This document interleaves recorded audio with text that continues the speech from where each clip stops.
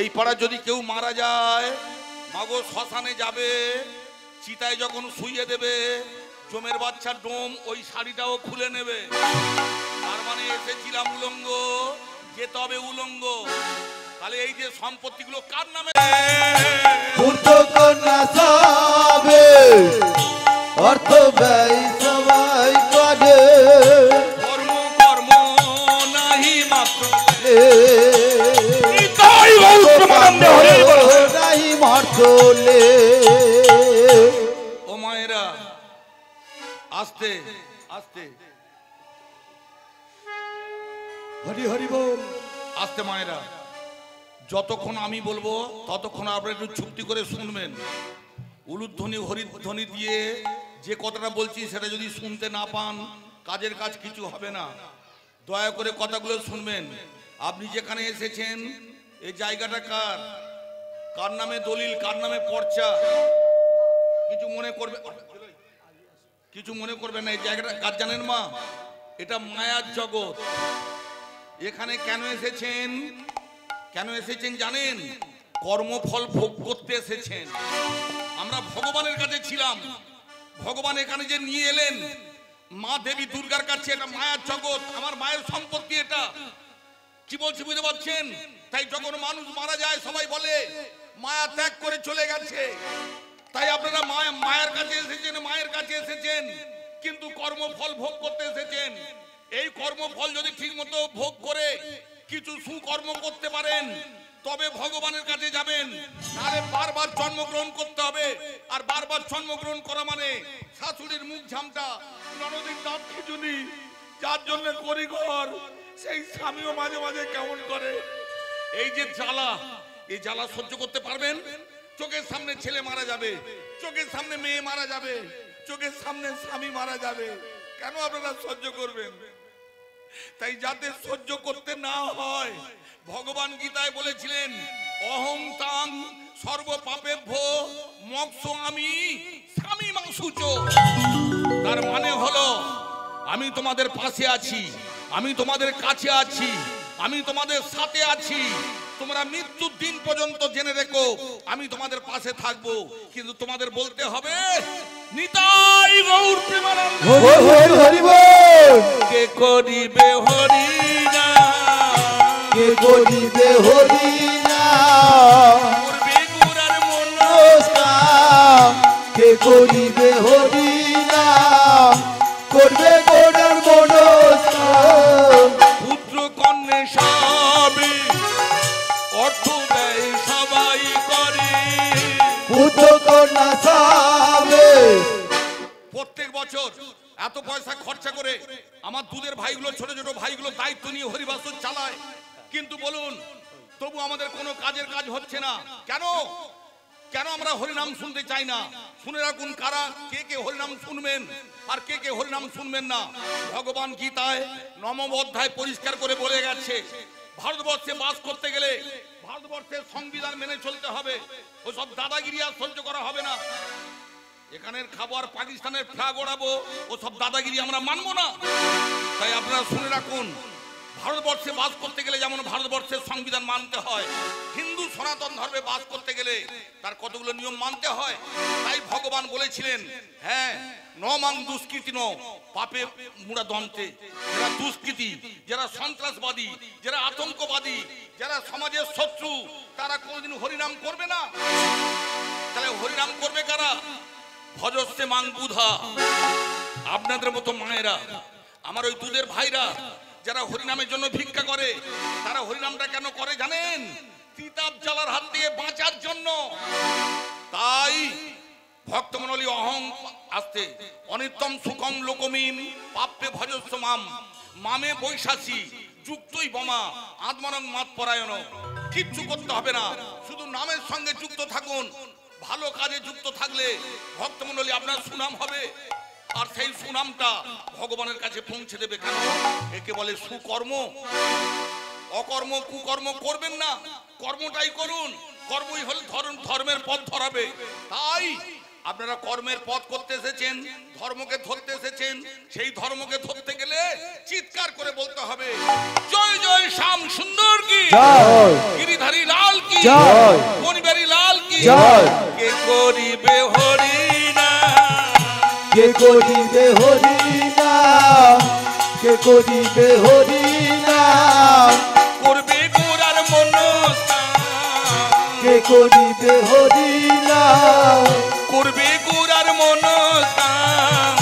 কে করিবে হরি নাম। হরিব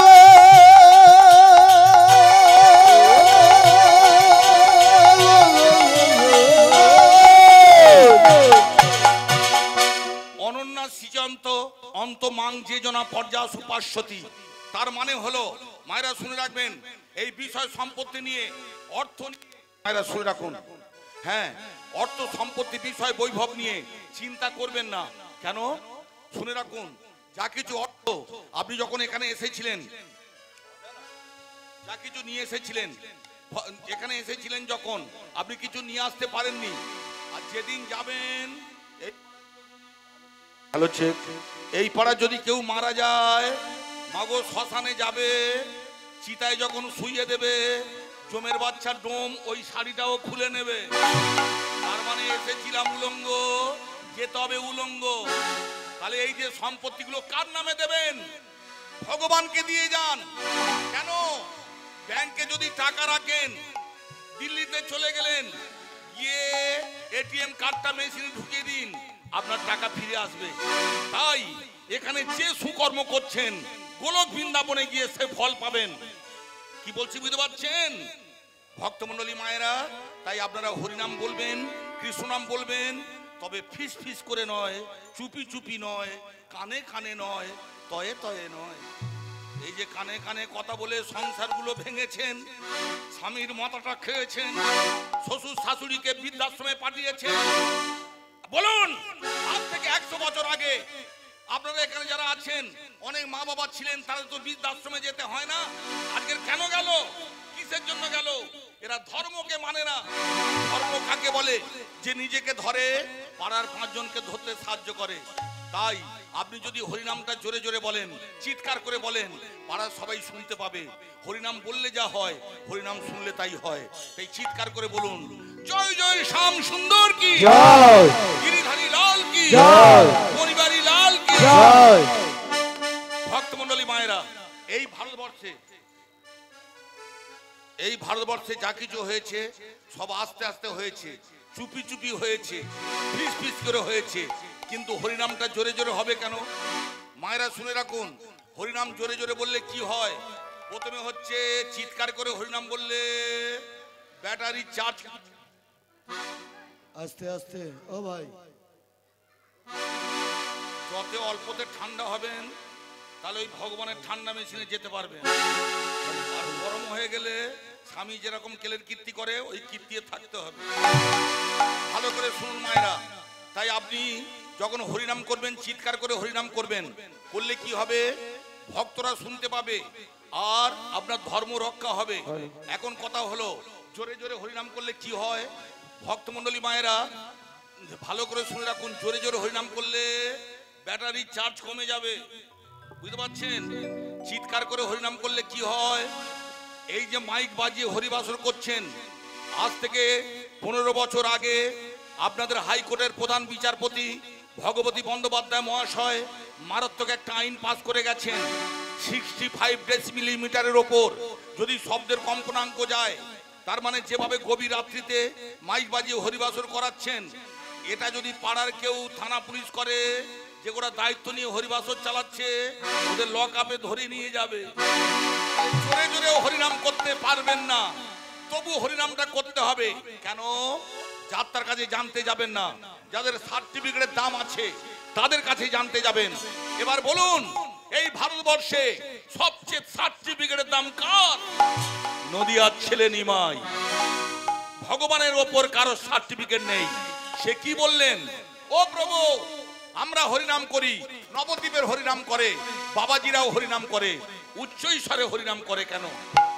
তখন ভগবান গৌর হরি বললেন, কেন উচ্চ স্বরে হরিনাম করে জানো? পশু পক্ষী আদি জীবী নামে বলিতে না পারে, বলিতে না পারে, উচ্চ স্বরে সংকীর্তন পর উপকার করে, পর উপকার করে। মায়েরা শুনে রাখুন, এই যে আপনারা আজকের ভগবানকে, এই যে ভগবানকে পুজো দিচ্ছেন, কি দিয়ে পুজো দিচ্ছেন লক্ষ্য রাখুন। ফুল নিয়ে এসেছেন, ফল নিয়ে এসেছেন। ভগবান ক্ষীর স্বর্ণবনী খেতে ভালোবাসে, সেইগুলো নিয়ে এসেছেন। এবার ঠিক করে বলুন, ওই ফলটা কে দিয়েছে? একটা গাছ, তাই তো? ফুলটা কে দিয়েছে? একটা গাছ। গাছ দিয়েছে অক্সিজেন। আজ থেকে 4 বছর আগে যখন করোনা হয়েছিল, আমরা মারা যাচ্ছিলাম। কেন? আমাদের শরীরে অক্সিজেন যাচ্ছিল না। তার মানে অক্সিজেন দিয়েছে সেই গাছ। তাই যখন তখন গাছ কেটে ভক্তমণ্ডলী নিজের সর্বনাশ ডেকে আনবেন না। একটা গাছ কাটলে 10টা গাছ আগে বসাবেন। এবার আসুন, তাহলে গাছ দিয়েছে ফল, গাছ দিয়েছে ফুল, গাছ দিয়েছে অক্সিজেন, মা গঙ্গা জল দিয়েছে, গাভী দুধ দিয়েছে, তবে আপনি পুজো করছেন। তার মানে আপনি যে পুজো করছেন সব আপনার ধার করা মাল। যারা আপনাকে এত দিল তাদের জন্য বলতে হবে, গরু হরিবাসরে নেই, এখানে কোনো কাজ নেই, দূরে দূরে আছে, তাই তাদের জন্য বলুন জয় জয় শ্যাম সুন্দর কে। কতগুলো হাত উঠলো, কতগুলো হাত বেহাত হয়ে গেল। এই হাতগুলো মাগো বেরিয়েছিল কবে? মহালয়ার দিন সকালবেলা। যদি না সাউথ ইন্ডিয়া দাও, তোমার একদিন কি আমার একদিন, জীবন তো দেব, তোমাকে আমি দেখে নেব। তখন চোখ রাঙানি বেরিয়েছিল, হাত দুটো বড় বড় করে তুলেছিলেন। আজকের ভগবান জগৎ স্বামী, সবচেয়ে দামি স্বামী ভগবান, তার কাছে হাত তুলে বলুন জয় জয় শ্যাম সুন্দর কি, জয় গিরিধারী লাল কি, জয় শ্যাম সুন্দর কি, জয়। ভক্তমণ্ডলী মায়েরা, এইভাবে জয়ধ্বনি উলুধ্বনি দিলে কি হয় জানেন? আত্মনিবেদন, আত্মসমর্পণ করা হয়। তাই নামের মধ্যে নামই আছে, নামকে করো সার। নামের মধ্যে নামি আছে, নামটি করো সার। নামি এসে ভক্তের প্রাণ করিবে উদ্ধার, নামিয়েছে ভক্তের প্রাণ করিবে উদ্ধার।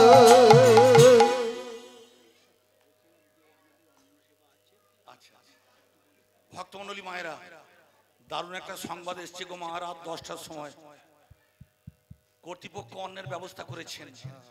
মায়েরা, বিবেকানন্দ বলেছিলেন কানে হরিনামের মন্ত্র শোনাবার আগে পেটে যদি অন্ন থাকে কানে মন্ত্র ঢুকবে, আর খাই খাই ভাব থাকলে কোনো কাজ হবে না। তাই যে কটা ঠিক মতো এখনো খাওয়া হয় না, সবর সবর গিয়ে খেয়ে আসুন, তারপরে হরিনামটাও জোরদার হবে। তাই আপনাদের নিমন্ত্রণ করা হলো। কর্তৃপক্ষ অন্নের ব্যবস্থা করেছেন। আমার এই ভাইদের ভিক্ষা অন্ন আপনারা গ্রহণ করে, প্রসাদ মনে করে গ্রহণ করে জীবন ধন্য করুন। নামের মধ্যে নামই আছে, নামকে করো সার। নামের মধ্যে নামে আছে, নামকে করো সার। এসে ভক্তির দান করিবে, নামিয়েছে ভক্তের প্রাণ করিবে উদ্ধার। হরি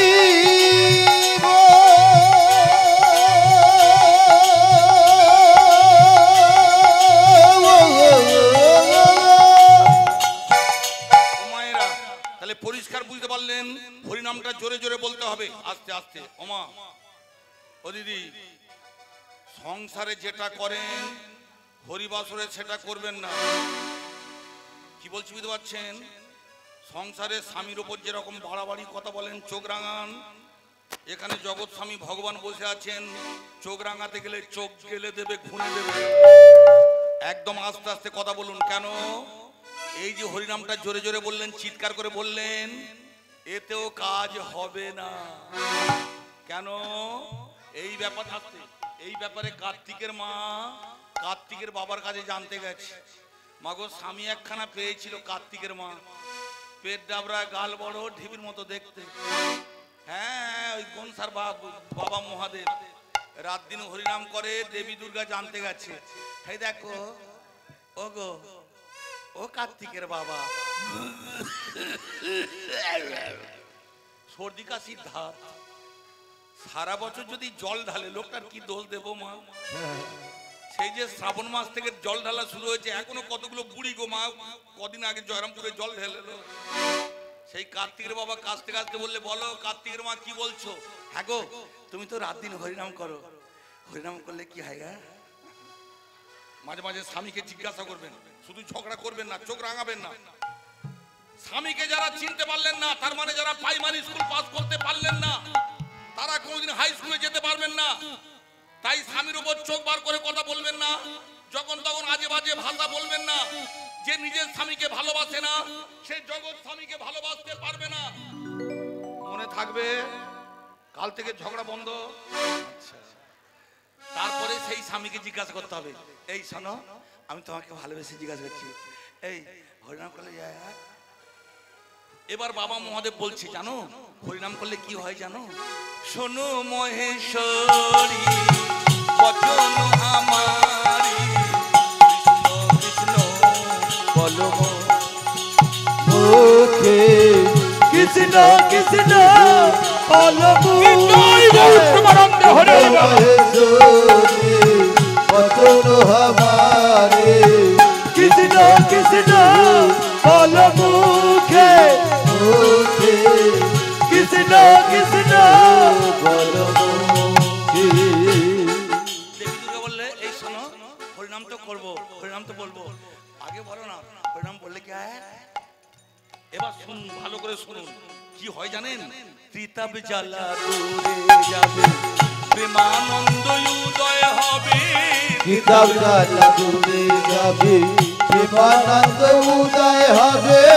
ত্রিতাপ জ্বালা দূরে যাবে, প্রেমানন্দ উদয় হবে। ত্রিতাপ জ্বালা দূরে যাবে, প্রেমানন্দ উদয় হবে। আর যাবে মহাসুখে, কৃষ্ণ কৃষ্ণ বলো মুখে, মুখে কৃষ্ণ কৃষ্ণ বলো মুখে। শোনো মহেশ্বরী বচন আমারি, কৃষ্ণ কৃষ্ণ বলো মুখে, মুখে কৃষ্ণ কৃষ্ণ বলো মুখে। মায়েরা নেশা ভাঙ করতে পারে, গাঁজাগুলি খেতে পারে, কিন্তু কার্তিকের বাবার সার্টিফিকেটের দাম আছে। সবচেয়ে এক নম্বর ভক্ত, ভগবানের নাম হরি, আর ওই পেট ডাবরার নাম হর। ভগবানের যা ক্ষমতা, বাবা মহাদেবের তাই ক্ষমতা। তিনি বলছেন তিনটে জ্বালার হাত থেকে বেঁচে যাবেন। কি কি তিনটে জ্বালা লক্ষ্য রাখুন? আদি দৈবিক, আদি ভৌতিক, আধ্যাত্মিক। তিনটে জ্বালা। টাটা বিড়লা বাটা, যত জমিদারের বাচ্চা হোক, যখন এই মর্তধামে এসে গেছেন, পরপর তিনটে জ্বালা নিতে হবে। কি কি জ্বালা? ভক্তমন্ডলী শুনে রাখুন, তিনটে জ্বালা, আদি দৈবিক, আদি ভৌতিক, আধ্যাত্মিক। প্রথমে বাবা এলেন, তারপরে মা এলেন, তারপরে সন্তান এসে গেছে, কিন্তু মা বাবা বেঁচে আছে। সন্তান যখন কোলে মারা যাবে, সেদিন এই সুশীলার মতো জ্বালাটা বুঝবেন, ঘুমাতে পারবেন না, ঘুমের ট্যাবলেট খেয়েও ঘুমাতে পারবেন না, শুধু মনে মনে হবে আমি আর বাঁচতে চাই না। জানো মা, আমাদের ওখানে একটা বড় মা ছিল, হ্যাঁ, বিয়ের 6 মাস পরে স্বামী মারা গেছে, তখন পেটে বাচ্চা। সেই ছেলেটা বড় হলো সুকুমার, 22 বছর বয়সে ক্যান্সার হয়ে মারা গেল। তাহলে স্বামী সুখটাও পেল না, সন্তান অকালে চলে গেল। আমরা পাড়ার ছেলেরা এসেছি তাকে দাহ করতে। তার মা বললে, ও বাবা, স্বামীর কোলে মাথা রাখার ইচ্ছা ছিল, পারলাম না, ছেলের কোলে মাথা রাখবো, সেই সুযোগ পেলাম না। আমার ছেলেকে যখন চিতায় তুলবি, তার আগে আমাকে তুলে দে। আমরা নিয়ে গেলাম শ্মশানে, মাকে গাছের সঙ্গে বাঁধলাম, আর বললাম, মা, তোমার জ্বালাগুলো দূর হয়ে যাবে, তুমি অমন করে কেঁদো না। তুমি একটা কথা বলতে পারবে, তোমার জ্বালা কোনোদিন থাকবে না। তাই আপনারা শুনে রাখুন মা, যখন বিপদে পড়ে যাবেন একটা কথা বলতে পারবেন মা? পারবেন? হ্যাঁ বলুন আমার সঙ্গে, কৃষ্ণ কৃষ্ণ বলো মুখে, কৃষ্ণ কৃষ্ণ বলো মুখে। শোনো মহেশ্বরী বচন হামারি, কৃষ্ণ কৃষ্ণ বলো মুখে, মুখে। কৃষ্ণ কৃষ্ণ বলো মুখে। মায়েরা আজকে যখন আপনাদের পাড়ায় গান গাইতে আসছিলাম, আমার বড় মার সঙ্গে দেখা হয়েছিল। আমি বললাম, ও বড় মা তুমি দাঁড়াও, প্রণাম করব। আমাকে দেখে পালিয়ে গেল। আমি বললাম, ও বড় মা তোমার ছেলের কথা মনে আছে? তখন বলছে, আমার ছেলে ছিল বুঝি? হ্যাঁ গো বড় মা, তোমার ছেলে ছিল। যদি থেকে থাকে সে কোথায় গেল? আমার যদি স্বামী থাকে তা গেল কোথায়? তাহলে তুমি কার গুণগান করো? তোমার আর এখন কি আছে? বলে, আমি কার জন্য বেঁচে আছি জানো? কার জন্য মা? ওই যে তুলসী তলায় গিয়ে প্রদীপ জ্বালাই আর কেঁদে কেঁদে বলি, কৃষ্ণ কৃষ্ণ মুখে, কৃষ্ণ কৃষ্ণ বলো মুখে। বলো মহেশ্বরী বচন হামারি, কৃষ্ণ কৃষ্ণ বলো মুখে। তাই আপনারা শুনে রাখুন, আমরা কলিকালে জন্মগ্রহণ করেছি। মায়েরা জেনে রাখবেন, এই কলিকালে যারা জন্মগ্রহণ করেছেন 4 টাকার ভাত খেলে 40 টাকার ওষুধ খায়। এইভাবে বাঁচা যায় না, তবু আমরা বেঁচে আছি এত কষ্ট করে। তাই এর হাত থেকে বাঁচার জন্য একটাই মাত্র আমাদের সামনে অপশন মানে সূত্র আছে। হরিনাম ছাড়া কোনো গতি নেই, একদম দেয়ালে পিঠ থেকে গেছে। তাই ভগবান 3 বার বলেছিলেন, কালো নাচতে ভো নাচতে ভো নাচতে ভো গতির অন্যথা। তার মানে 3 বার না বলেছিল, পূজা অর্চনা করলে হবে না, সাধন ভজন করলে হবে না, হ্যাঁ একমাত্র হবে হরিনামে। বুঝে গেল মায়েরা? সেই হরিনাম শুনতে এসেছেন, সেই হরিনাম বলতে এসেছেন। কিন্তু কথা হচ্ছে মা, এইভাবে হরিনাম বললেও কাজ হবে না। কেন ও মায়েরা? ঠিক করে বলুন, ছেলের চাকরি হয়েছে, মেয়ের জামাই ভালো হয়েছে। ও যশোদা, এই যে ঘট হয়ে বসে আছেন, দীক্ষা নিয়েছেন, সময় পাই না। দেখলেন কোথায় গন্ডগোলটা ধরা পড়লো? 4 তলা বাড়ি বাঁধলেন, তখন সময় পেলেন। মেয়ের জামাই ভালো হলো, সময় পেলেন। ছেলেকে দামি চাকরি দিলেন, সময় পেলেন। আর দীক্ষা নেওয়ার সময় পেলেন না। শুনে রাখুন, আজকের হরিবাসরে যারা দীক্ষা নেন না, এক কান দিয়ে ঢুকবে, এক কান দিয়ে বেরিয়ে যাবে। দীক্ষা না নিয়ে যদি তুলসী তলায় প্রদীপ জ্বালতে যান, সে প্রদীপের মূল্য থাকবে না। দীক্ষা না নিয়ে কোন শুভ কাজ যদি করেন, ভালো করে শুনুন মায়েরা, আপনাদের এখানে জাগ্রত দেবী দুর্গা আছেন। ওই যে অষ্টমী দিনে পুষ্পাঞ্জলি দিতে যান, দীক্ষা না নিয়ে যারা পুষ্পাঞ্জলি দিতে যাচ্ছেন তাদের কোনো কাজ হবে না। কার্তিকের বাবাকে জিজ্ঞাসা করেছিল দেবী দুর্গা, হ্যাঁ গো দীক্ষা নিতে হবে কেন? অদীক্ষিতাং, হ্যাঁ সোনময়েশ্বরী, অদীক্ষিতাং দোষণং সোনময়েশ্বরী, তস্য জলং মূত্র সম, তস্য ফলং বিষ্টা সম, সর্ব বিষয় অধগতি। যারা দীক্ষা নেয় না, তারা যদি আমার মাথায় জল ঢালতে যায়, আমার মাথায় প্রস্তাব করে চলে গেল, আপনি ভাবছেন ঠিক আছে জল ঢালবো না, ফল দিয়ে পুজো দেব। বাবা বললে ওই ফলটা বিষটা সমান, মানে পায়খানা সমান।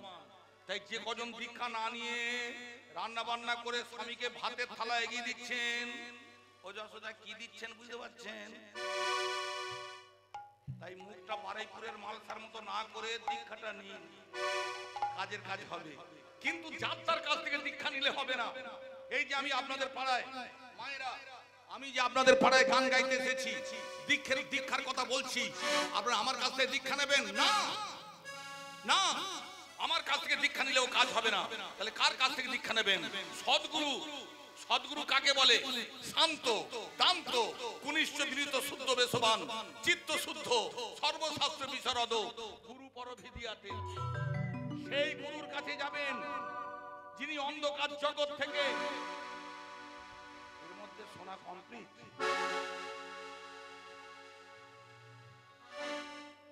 মায়েরা ভালো করে শুনুন, হরিনাম শুনতে শুনতে হরিনাম শুনতে শুনতে আপনারা উঠে যাবেন না। 3 দিন আগে ভগবান আমাকে স্বপ্ন দিয়েছে, কেউ যদি হরিনাম শুনতে শুনতে উঠে যায় আর আমি যদি ঝোঁকের মাথায় অভিশাপটা দিয়ে দিই, মাগো 3 দিনের মধ্যে কালীঘাটের খোঁটা দেখতে পাবে। যেটা চলে গেল অভিশাপ দেব, আপনারা না বললেন তাই আপদটা বেঁচে গেল। একদম উঠে যাবেন না। এবার শুনুন, কার কাছ থেকে দীক্ষা নেবেন? সদ্গুরু। কোথায় পাবো? মাগো ঘুম পেলে কেউ বলে দেয় কোথায় বিছানা আছে, খিদে পেলে কেউ বলে দেয় কোথায় রান্নাঘর আছে। তাই ঘুম পেলে নাড়াবো ঘুমাবে, খিদে পেলে ডাল ভাত পুরি পর্যন্ত চলে যাবে। কি বলছি বুঝতে পারছেন? তাই দীক্ষা নিতে গেলে গুরুদেবকে পরীক্ষা করতে হবে। পাড়ার সবাই দল বেঁধে দীক্ষা নিচ্ছে, আপনি দীক্ষা নেবেন, এরকম মারাত্মক ভুল কাজ করবেন না। আগে পরীক্ষা করবেন। কিভাবে? মাগো নারীর চোখ দিয়ে পুরুষকে চিনতে হয়। এই পাড়ার কোন ছেলেটার ব্যামো খারাপ আছে, আপনারা পথে যেতে যেতে বুঝতে পারেন। দেখ কি বিচ্ছিরি ভাবে তাকালো। আজকাল ছেলেদের যে স্কুলে ভর্তি করছেন না মা, স্কুলে ভর্তি করছেন তো ওদের শেখানো হয় মাথায় হাত দিলে গুড টাচ, এখানে হাত দিলে ব্যাক চাচ। বুঝতে পারছেন? যেখানে সেখানে হাত দিয়ে গুরু দীক্ষা দেবে, ওসব কারবার চলবে না। তাহলে কিভাবে পরীক্ষা করবেন? একটা ছেলে চিনতে পারবে এই পাড়ার কোন মেয়েটার গন্ডগোল আছে। সব মায়েদের সব নারীর পিছনে প্রত্যেকটা ছেলে লাগে না। যাদের ব্যামো খারাপ আছে দেখবেন পথে যেতে যেতে পেছন ফিরে বারবার তাকাচ্ছে, ওই যন্ত্রগুলোর গন্ডগোল। হ্যাঁ মাগো, আপনারাও মাঠে ঘাটে যান, বাজারে যান, কিন্তু এক একজন এত সেজে যায়। এই পাড়ার কোন বউ যদি হঠাৎ খুব সাজে, জানবেন তার ব্যামো চেপেছে। তাই আপনারা শুনে রাখুন, দীক্ষা নিতে গেলে কতগুলো নিয়ম আছে। টাকা নেবেন গুনে, পথ চলবেন দেখে, গুরু নেবেন চিনে। দক্ষিণেশ্বরের কালীবাড়িতে একটা পাস করা ছেলে এসেছিল, সেই ছেলেটার নাম নরেন। সে বললে ঠাকুর রামকৃষ্ণের কাছে দীক্ষা নেব, কিন্তু আগে পরীক্ষা করব।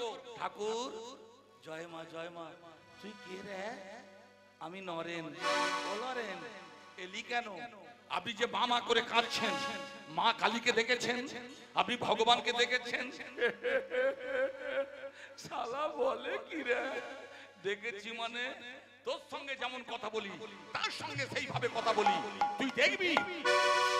জেনে রাখবেন, ভারতবর্ষের অনেক সন্তান আছে, কিন্তু নরেন বলে একটা ছেলে, যিনি বিবেকানন্দ হয়েছিলেন, মাত্র 7 বছর বয়সে রামায়ণ মহাভারত মুখস্থ হয়ে গিয়েছিল। আপনাদের এটা কলকাতা শহর, এই শহরে আপনাদের পাড়ায় অনেক ডাক্তার মাস্টার আছে, কিন্তু 7 বছর বয়সে রামায়ণ মহাভারত মুখস্থ হয়ে গেছে। একটা ডাক্তার দেখাতে পারবেন? এই তো রুবিতে হাত ধরলে 2000 টাকা ভিজিট। ডাক্তারবাবুকে গিয়ে বলবেন, ডাক্তারবাবু এত বড় ডাক্তার হয়েছেন, রামায়ণ মহাভারত মুখস্থ আছে। হ্যাঁ, রামায়ণ মহাভারত খায় না মাকে গো। তাহলে বুঝতে পারছেন কিরকম ছেলে 7 বছর বয়সে রামায়ণ মহাভারত মুখস্থ হয়ে গেছে। সে বলল আমি দীক্ষা নেব। ঠিক আছে, সত্যি যদি তুই ভগবানকে দেখতে চাস, চোখ বন্ধ কর, লক্ষ্য রাখুন মা। সত্যি যদি আপনারা ভগবানকে দেখতে চান, এই মন্দিরের সামনে চোখটা বন্ধ করুন, আর চোখটা বন্ধ করে বলুন নারায়ণ নারায়ণ নারায়ণ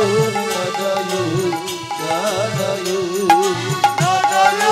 নারায়ণ নারায়ণ নারায়ণ নারায়ণ নারায়ণ।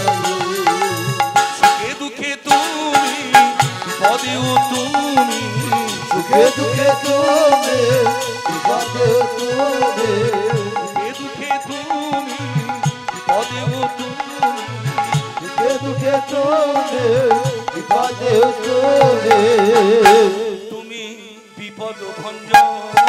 নারায়ণ নারায়ণ নারায়ণ নারায়ণ নারায়ণ নারায়ণ নারায়ণ নারায়ণ নারায়ণ নারায়ণ।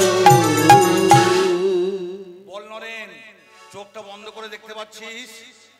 নরেন তখন বলে ঠাকুর, চোখ বন্ধ করা মানে তো হেডলাইট বন্ধ হয়ে যাওয়া, আর হেডলাইট বন্ধ হওয়া মানে তো গোকুল অন্ধকার।